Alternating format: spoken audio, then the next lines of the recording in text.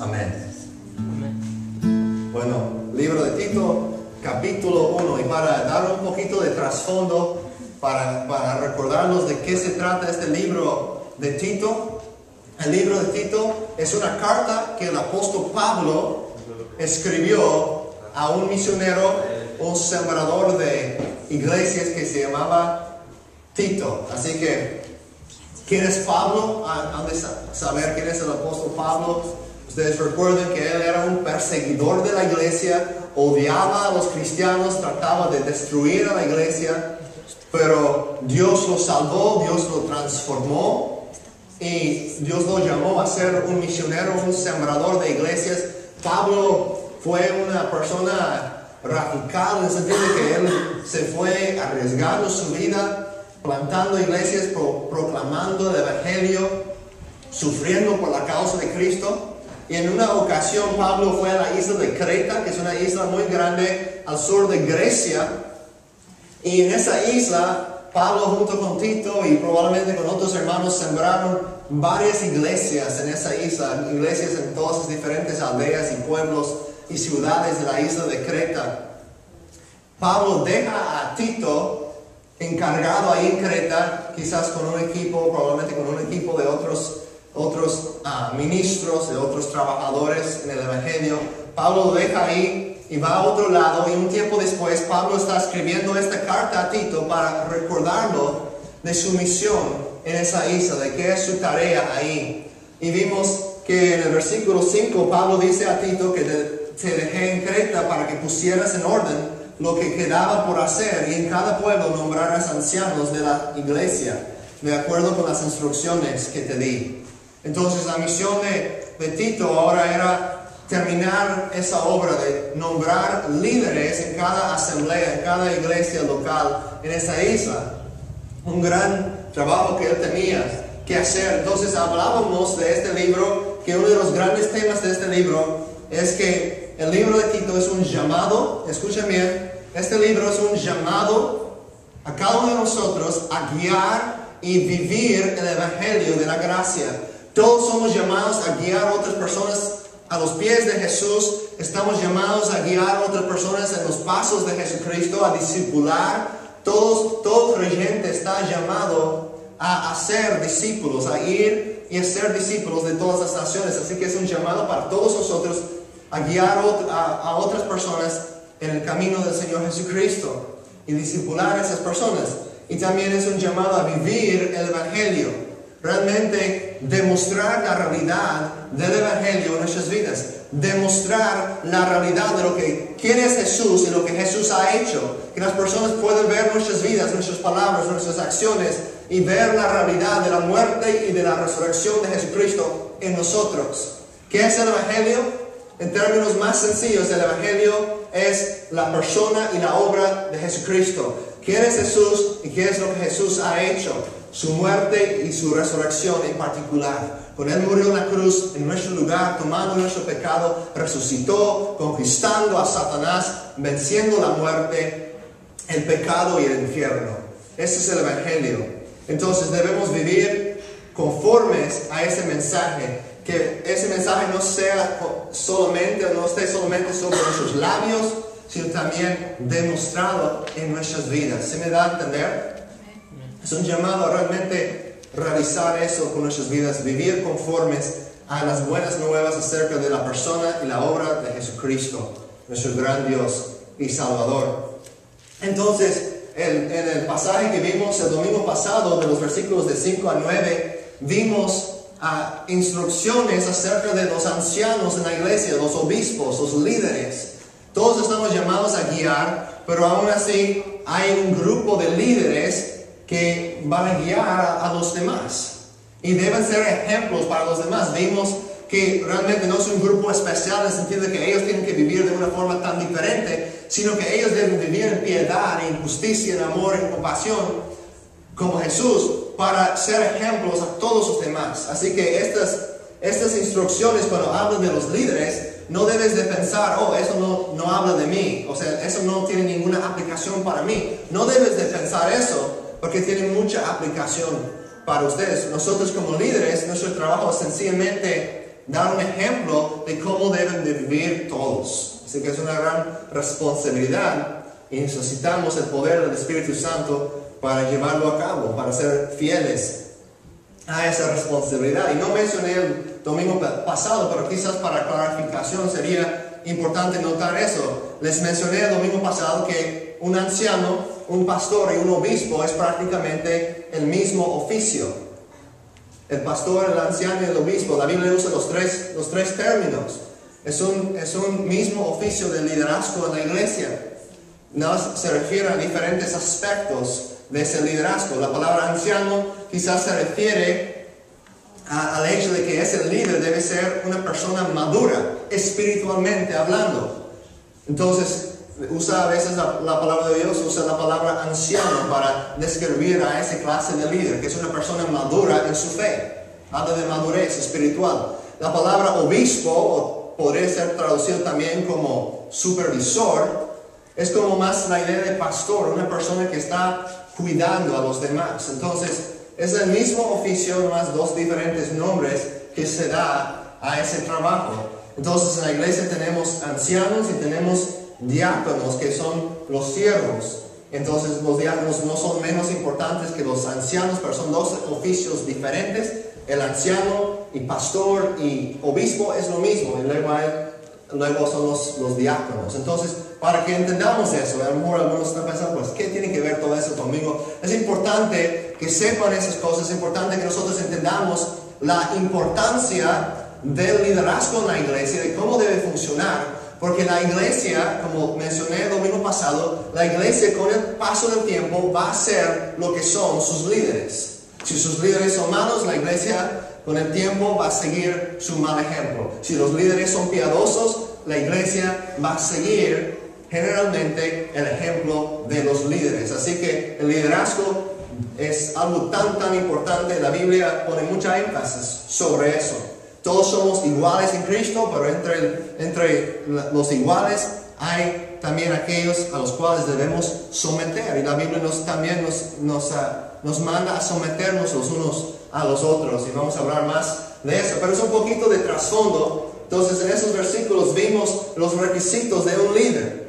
Una persona, si va a estar dando ese buen ejemplo, así debe de vivir. Y si no estuvieron aquí, pueden ver ese mensaje en el internet, o puedo darte un disco, si me recuerdas a dártelo, que tiene el video, o puedes leer el pasaje por lo menos de los versículos de 5 a 9 para ver los requisitos de un líder. Pero el último que menciona en el versículo 9 es esto. Si pueden leer conmigo, por lo menos ver el versículo 9. Dice, debe apegarse a la palabra fiel según la enseñanza que recibió, de modo que también pueda exhortar a otros con la sana doctrina y refutar a los que se opongan. Un líder, un anciano, debe apegarse a la palabra fiel según la enseñanza que recibió, de modo que también pueda exhortar a otros y refutar a los que se opongan. Entonces, este versículo introduce un nuevo tema. Habla de aquellos que se oponen al Evangelio.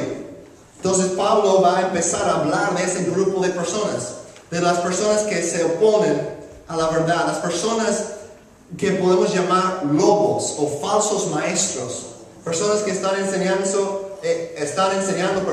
falsa doctrina, herejías. Y eso es algo muy importante notar, las características de esas personas. En el versículo 10 vemos 4 características de un lobo. ¿Okay? Vamos a anotarlo. Si pueden ver el versículo 10, dice así. Y es que hay muchos rebeldes, charlatanes y engañadores, especialmente los partidarios de la circuncisión. Pablo dice, el anciano debe poder refutar con la sana doctrina a aquellos que se opongan. ¿Por qué? Porque hay muchos rebeldes, charlatanes, engañadores, especialmente aquellos de la circuncisión, los partidarios de la circuncisión. Aquí tenemos 4 características de un lobo, de un falso maestro. En primer lugar nos dice que son rebeldes. Son rebeldes. Son personas que no quieren someterse a nadie. Si tú ves a una persona que dice que es cristiano y anda predicando y hablando del Evangelio, pero no va a ninguna iglesia, no se somete a ningún liderazgo, esa persona es una persona peligrosa. Todos necesitamos los unos a los otros. Todos necesitamos someternos los unos a los otros. A unos líderes, como vimos el domingo pasado, siempre en las iglesias debe de ser una pluralidad de liderazgo, más que un líder. Las iglesias donde hay un solo anciano y no hay otros líderes, ahí pueden tener grandes problemas, porque no hay esa rendición de cuentas entre ellos, esa sumisión mutua entre los líderes. Así que yo soy responsable ante ustedes de vivir una vida piadosa y ante los líderes y ante otros pastores y otros líderes con los cuales estoy en comunidad y estoy rindiendo cuentas ante ellos. Tengo que vivir una vida sumisa. La vida cristiana se trata de sumisión. Es una de las cosas más importantes en la vida cristiana. Cristo mismo nos puso ese ejemplo y se sometió a la voluntad de su Padre. Y nosotros debemos someternos a Dios en primer lugar, y si realmente estamos sometidos a Dios, eso quiere decir que vamos a someternos al liderazgo de nuestra iglesia. Si los líderes de la iglesia son piadosos y están enseñando la palabra de Dios, debemos someternos a ellos. Y los líderes mismos deben tener una sumisión entre ellos, entre el grupo de líderes, de ancianos, para que nadie se caiga en la trampa del enemigo de vanidad, de orgullo, o de caer en un pecado porque no tiene esa rendición de cuentas. Otras personas que están orando por él, otras personas que están vigilando su vida espiritual. Todos necesitamos eso. Así que una persona, un lobo, un falso maestro, con mucha frecuencia es una persona que anda sin someterse a nadie. Y si tú tratas de decir, debes conectarte con una iglesia local, debes someterte al liderazgo de una iglesia, ellos van a decir, pues yo no necesito, yo y Jesús lo hacemos solos. Y suene muy piadoso y suene así como muy espiritual, pero no es. Porque la Biblia misma dice que necesitamos los unos a los otros. Así que tengan cuidado con aquellos que andan sueltos predicando, pero no están sumisos, no están bajo la autoridad de ninguna iglesia. Otra característica de un lobo es que son charlatanes. Dice, charlatanes son personas, otra traducción dice, los que participan en conversaciones inútiles.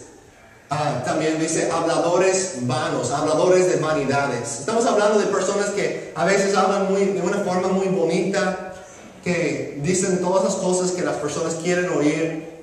Son muy suaves con sus palabras. Charlatanes, engañando a las personas. Es la número 3, engañadores. Son rebeldes, son charlatanes, son engañadores. Impresionan y convencen a las personas con sus palabras suaves. Son hábiles para hablar en muchas ocasiones. A veces los lobos son los predicadores más elocuentes.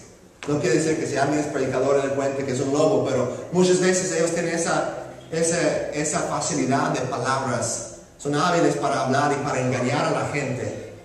Es interesante que en el requisito de los líderes nunca dice que debe ser un predicador elocuente. Enfoca más en el carácter de esa persona, en sus virtudes. Realmente es una persona humilde, una persona que tiene su familia en orden, que ama a su esposa, que es fiel a su esposa.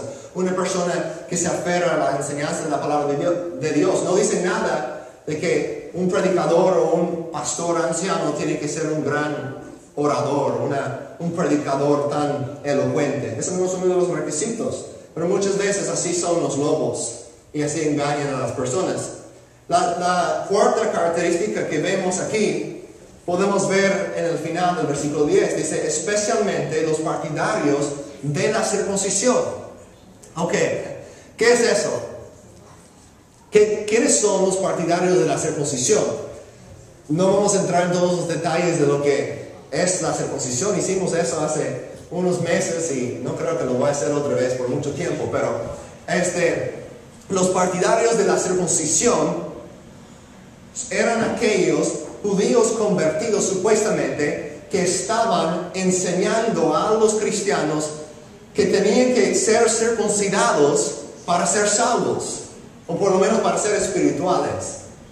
Entonces había un grupo de personas en la iglesia que estaban diciendo, Ustedes, para realmente tener la salvación, necesitan creer en Cristo, sí, poner su fe en Cristo, pero además vivir bajo la ley, vivir bajo la ley mosaica, guardar la ley, juntarse en los sábados, circuncidarse, seguir todos los ritos del Antiguo Testamento, y así puede ser salvo.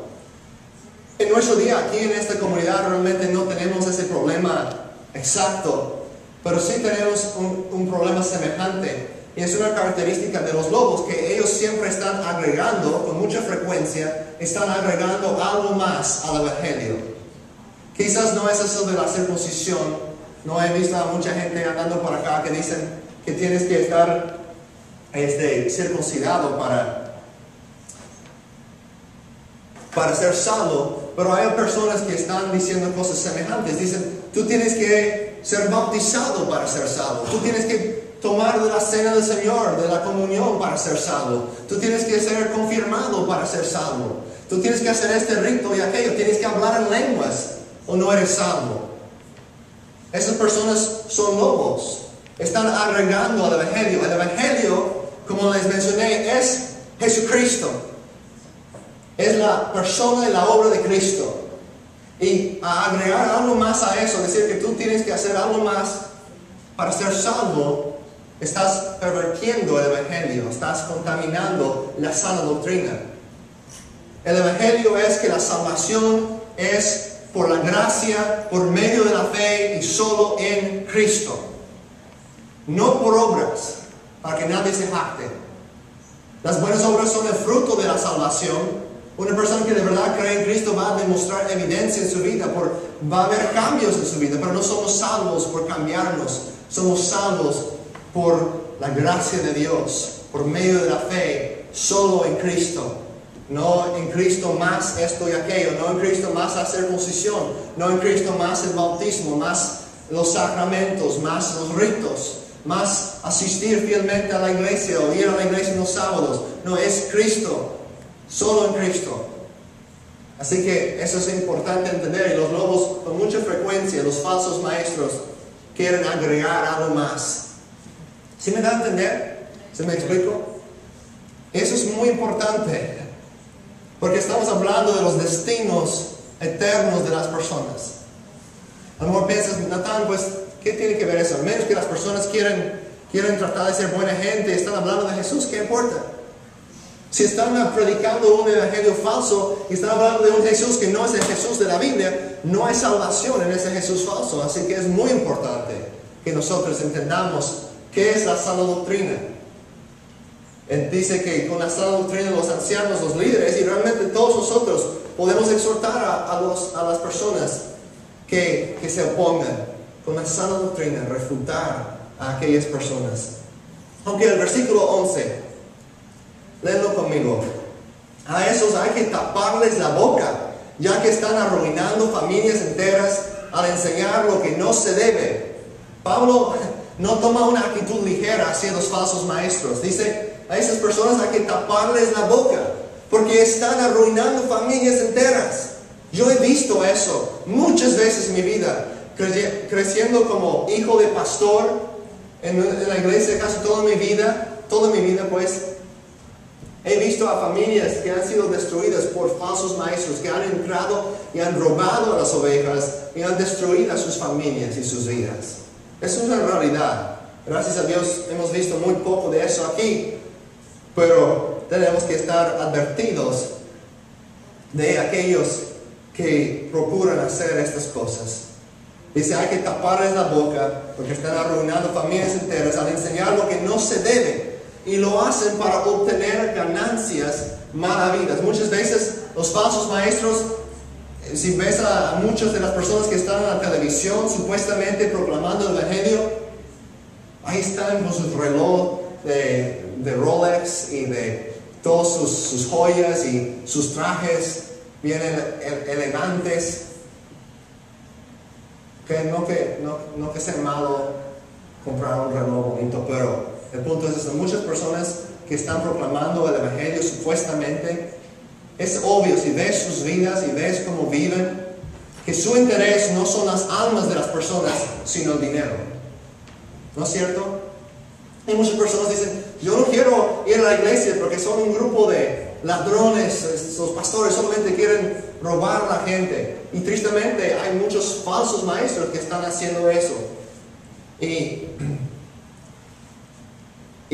dan un mal nombre a los demás. Pero los verdaderos líderes no deben tener ese interés, no deben de estar, como dice en los requisitos de los ancianos, dice, ni codicioso de ganancias malavidas.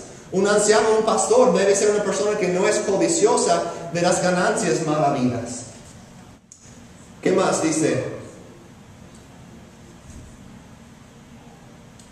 Dice, bueno, ese versículo 11, una cosa que me gustaría decir, una cosa más que me gustaría decir acerca de eso, es que un buen pastor, pensando en un rebaño de ovejas, animales, un buen pastor no va a tolerar a los lobos.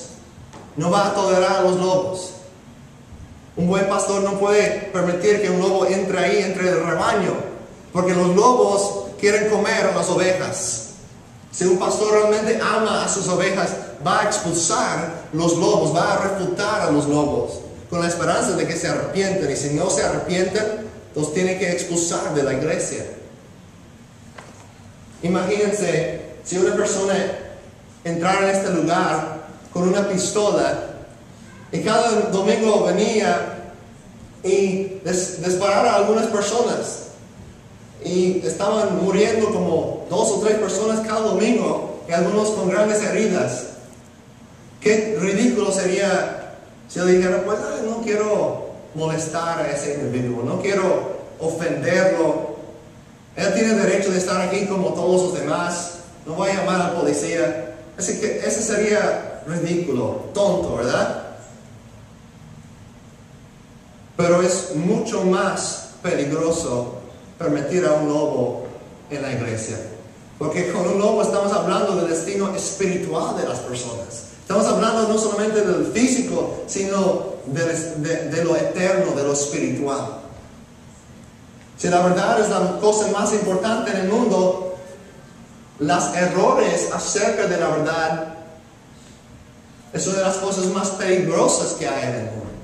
Y las personas que andan proclamando esos errores y engañando a las personas deben ser tratados. No estoy diciendo que llamamos al policía, obviamente no tenemos la autoridad de hacer eso y no es la forma que la Biblia nos exhorta, pero hay que, en primer lugar, refutar a esas personas y, como digo, si no se arrepienten, expulsarlos, porque van a causar daño, van a arruinar familias, van a llevar personas y solamente traer tragedias a la iglesia de Dios. Así que es algo tan importante que nosotros cuidemos al rebaño. Versículo 12. Fue precisamente uno de sus propios profetas. Recuerda que Pablo está hablando de aquellos que viven en la isla de Creta. Y dice a Tito, Pablo dice, Tito fue precisamente uno de sus propios profetas, el que dijo, los cretenses son siempre mentirosos, malas bestias, glotones, perezosos. Y es la verdad. Imagínense eso. Pablo dice, uno de los propios profetas de los cretenses dice que ellos son una bola de ladrones, mentirosos, glotones, perezosos. Es como la peor descripción posible que podrías dar a un pueblo, ¿no? Eso es como, eso me da mucha esperanza, de hecho. Porque ponte en el lugar de Tito. Imagínate, pon atención, imagínate si tú estabas en el lugar de Tito y Pablo te había dejado encargado de nombrar líderes en cada pueblo, en aldea, en cada iglesia. Y tendrías que encontrar hombres honestos, hombres amables. Y estás trabajando con un grupo de personas que uno de sus propios profetas dice que son siempre mentirosos, malas bestias, glotones, perezosos. Y es la verdad, dice Pablo. Él afirma que es cierto. Imagínate qué trabajo tan difícil sería para Tito encontrar unos hombres honestos, unos hombres amables, unos hombres trabajadores entre ese pueblo. Eso me da gran esperanza. Me anima mucho porque sé que si Tito pudiera hacerlo, Con un grupo así, pues para Dios nada es imposible. Y nosotros, como es nuestro deseo, levantar líderes aquí y ver a ustedes crecer en la gracia de nuestro Señor Jesucristo y vivir vidas eficaces para la gloria de Dios. No todos ustedes van a llegar a ser líderes en la iglesia, pero todos están llamados a guiar y vivir el Evangelio. Y a veces es fácil buscar pretextos. Quizás algunos de los cretenses pudieran haber dicho, pues nuestro pueblo somos así, somos flojos, somos mentirosos, no podemos cambiar. Dios puede cambiar a los peores pecadores.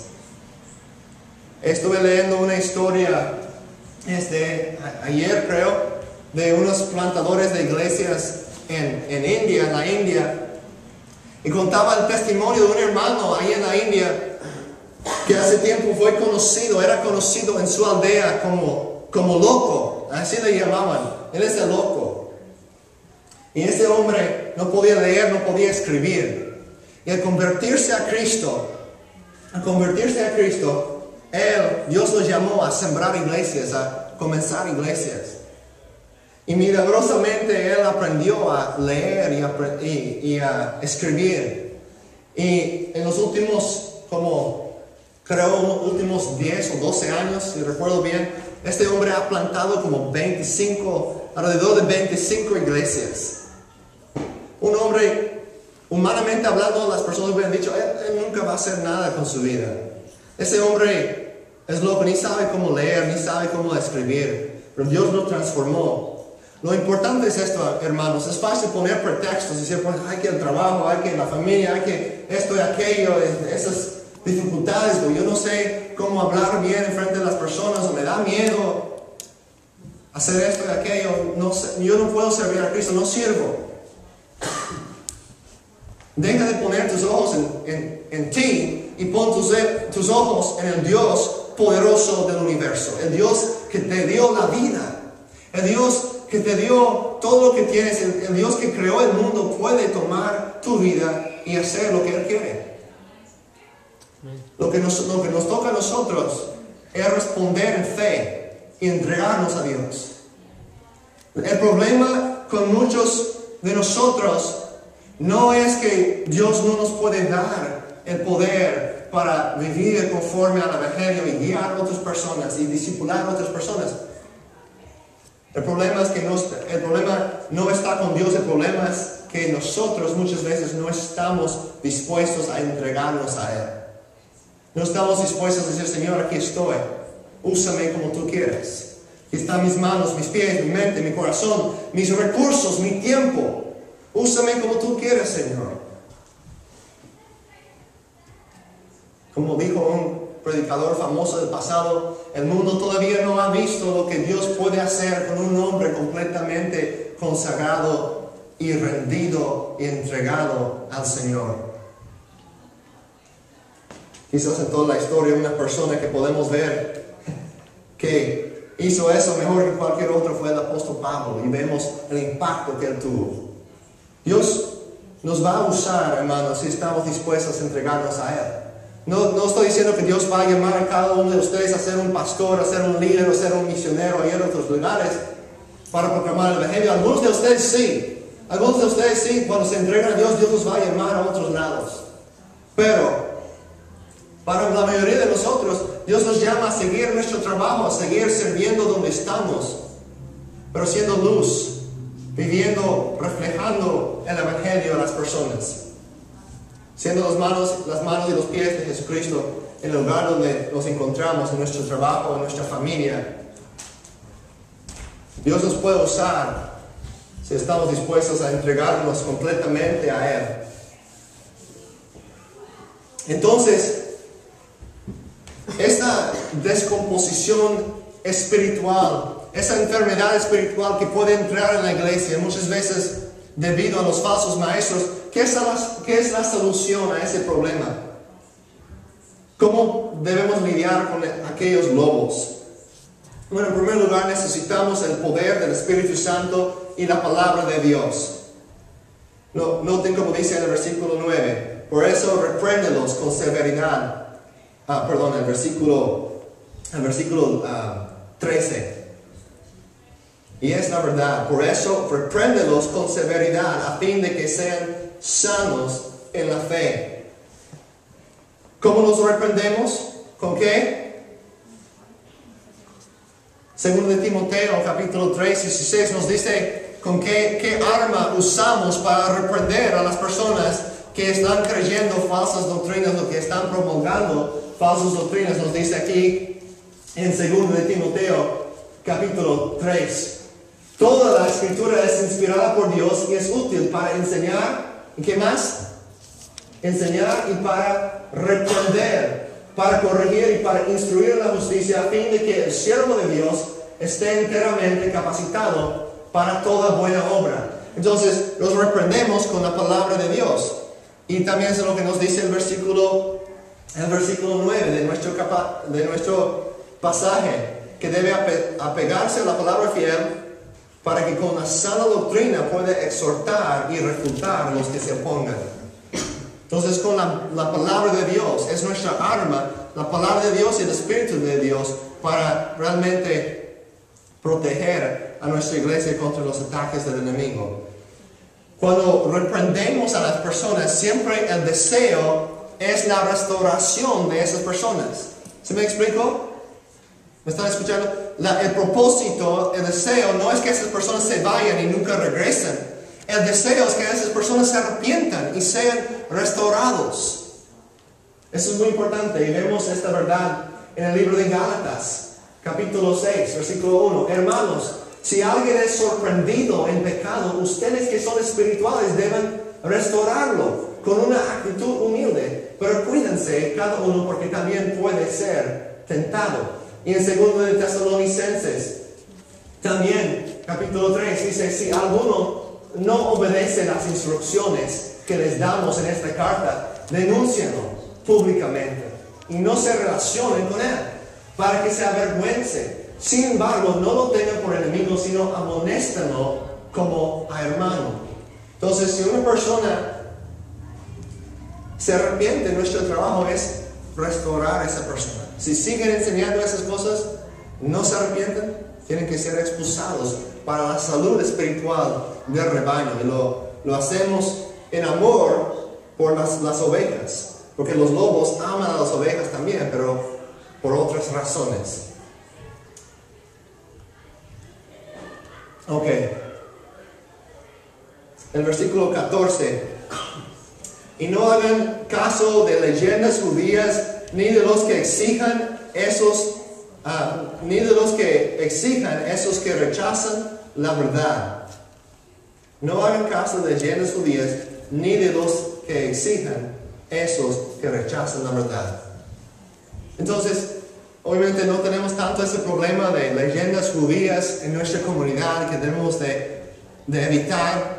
Pero como cristianos debemos ser inteligentes y no debemos ser influidos por tantas teorías e ideas que no se encuentran en la Biblia. A veces los cristianos se caen en la trampa de convertirse en esas personas que se obsesionan con las teorías de conspiraciones y hablando de ideas de que esto durante la tribulación y el rapto, aquello, y ideas. No estoy diciendo que no debemos hablar de esos temas bíblicos, pero a veces inventando cosas y hablando de que la Iglesia Católica va a hacer esto y aquello, y el Papa Blanco y el Papa Rojo, y no sé si han escuchado a veces las personas que se enfatizan mucho y como si estuvieran proclamando la verdad de la Biblia cuando son sus propias teorías. O puede ser de cualquier cosa, pero como cristianos debemos tener cuidado de asegurarnos que siempre estemos tomando nuestras ideas de la palabra de Dios y no obsesionándonos con otras teorías de otras conspiraciones o cosas que las personas, a veces he visto en comunidades en las personas empiezan a obsesionarse con las tradiciones de los judíos y debemos tener comidas como ellos y pierden el enfoque principal que está en Cristo y en proclamar su palabra y su evangelio.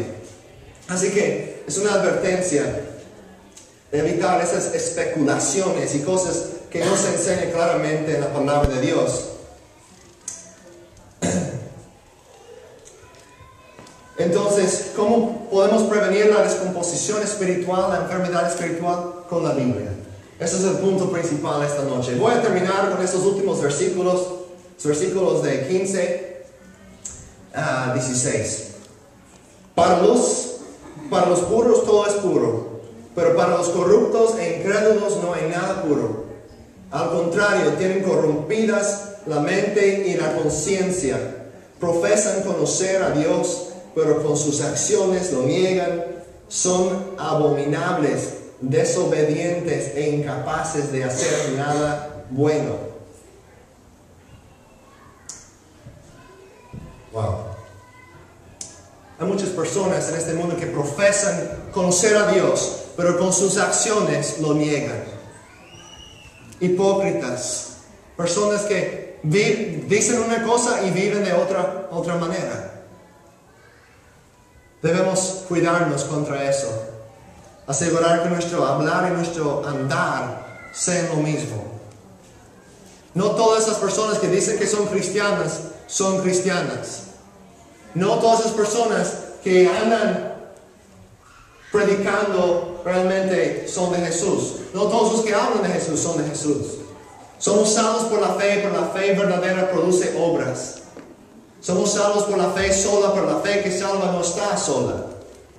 Es una fe que produce obras en nuestras vidas. Y como vimos en el capítulo 1, en los primeros versículos, que el Evangelio nos da el poder para obedecer a Dios. Dice aquí, para los puros, todo es puro.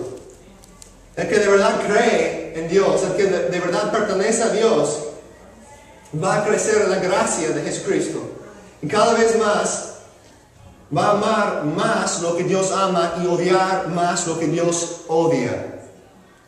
El verdadero cristiano va a estar creciendo en la fe y va a estar cada vez más amando más y más a lo que Dios ama y odiando y rechazando más y más a lo que Dios odia.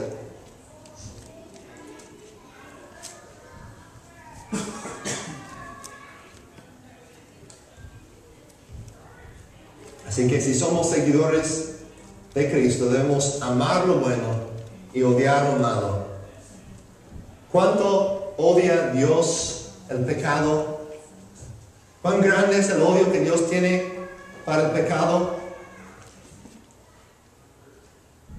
Para contestar esa pregunta, solo tenemos que ver la cruz. Ver la cruz. Y podemos ver cuánto Dios odia y aborrece el pecado. Lo aborrece tanto que estuvo dispuesto a castigar a su propio Hijo. Porque Él no sencillamente Él no puede ignorar el pecado. Su propia naturaleza exige que el pecado sea juzgado. Es el odio que Dios tiene por el pecado. Y nosotros, como pecadores, esa ira de Dios estaba sobre nosotros. Dios se opone al orgulloso, al soberbio. Si estás aquí y no estás en Cristo, estás lleno de orgullo, de tu propia arrogancia, confiando en ti mismo, Dios te opone. El Dios Todopoderoso que hizo el universo te opone. Su ira permanece sobre tu cabeza. Sin embargo, en la cruz, Cristo satisfizo esa ira por nosotros. Él tomó toda esa ira sobre sí mismo para aquellos que creen en Él. Para que todo aquel que en Él cree no se pierda, sino que tenga vida eterna. Si no estás en Cristo, la ira de Dios permanece sobre tu cabeza. Pero hay un lugar donde esa ira ya ha caído. Y esa es la cruz de Calvario, donde el Dios Santo derramó su ira justa sobre su Hijo Jesucristo. En Cristo, si nuestra fe está en Él, si no está en Él, pon tu fe en Cristo, arrepiéntete de tu pecado. Dios te salvará. Te dará una nueva naturaleza. Te hará de ti una nueva creación. Y puedes ver la cruz y saber que tú eres amado. Como dice el Apocalipsis capítulo 1, el que nos ama y con su sangre nos ha librado de nuestro pecado.